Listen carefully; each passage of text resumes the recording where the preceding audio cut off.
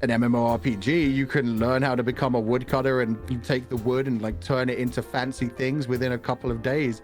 In real life, it takes months and even years to own that craft, and it's like, why oh, can't I I live just want to in be Azeroth? good. Why can't I live in Gielinor? What's the world in Final Fantasy XIV called? Eorzea. Eorzea. Why can't I live in Eorzea where everything's so easy and there are all of these brothels full of people role-playing? Bunny boys, cat girls, and everything in between. Dragon men and women.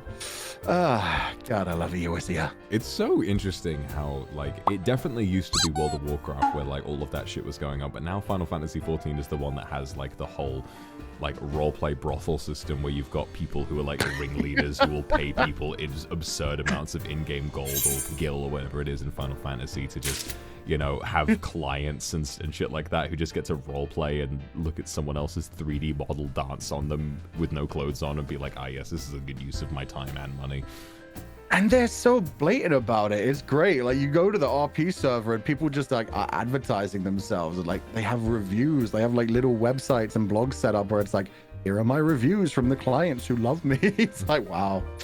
Making good money, not just in-game money. Sometimes people do offer services to the point of real life money as well. One of my favorite like memes about that, because it definitely used to be World of Warcraft, like in roleplay servers like Goldshire and stuff like that. And there was just this meme where it was like two night elves who were like all like in bikinis just dancing together like on a table in the inn, you know, and saying all this dirty shit to each other, and then pan down, you've got like speech bubbles from these two very overweight neck-bearded men just being like, yeah, no, I take my clothes off now, you know. It's just these two grown-ass men acting like they're these beautiful women just without, just unknowingly role-playing and having sex with each other. It's a very weird part of the internet, but I feel like it's destined to happen at some point, you know. If you give someone the opportunity to play as a sexy female character, it will happen.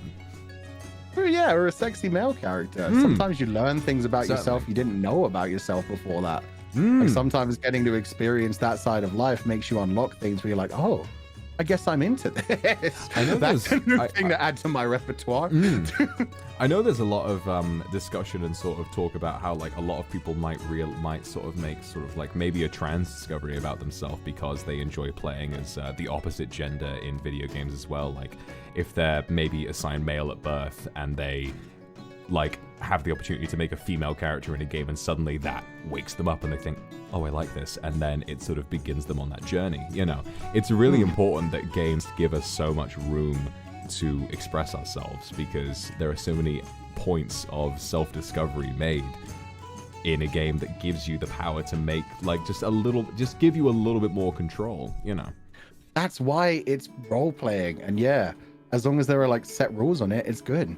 It's good to just experience new things and try new things, and yeah, make sure that you're safe while doing all of those things, of course, obviously. But at the same time, it's so good to like try new things and see what you actually do like in a safe environment, because you never know what you're going to learn about yourself. Because you talked about like the big deep level things, but then there are also like the small level things where you're just like, you know what, I'm of age, I want to see what's going on around here. You sign up and you're just like, oh wow, I never knew that this was a thing that I'm into. Just like fetishes, lifestyle, everything. It changed you so much as a person because you actually went out of your comfort zone because you were hidden behind an avatar. And because of that, you were able to explore that in a way that made you feel safe and go like, yes, this is what I've been looking for. I mean, yeah, so many things like that. I hate to make it meta, but we are VTubers. Man, I love the fact that I can pop off my limbs whenever I want to. I love the fact that I'm an immortal being who can seduce people with the power of a magically induced voice. I love the fact that we have so many magically inclined people here. This is all definitely real. 100%. And right now, me and Voxy are playing footsie under the table. Oh yeah, totally. Hashtag under the tables. Please subscribe. Oh, not the hashtag. No, none of that. None of that. Yes, go and check the hashtag. You definitely won't see any porn you didn't sign up to see. I didn't sign up for this. They didn't even use the adult tags. Oh, man.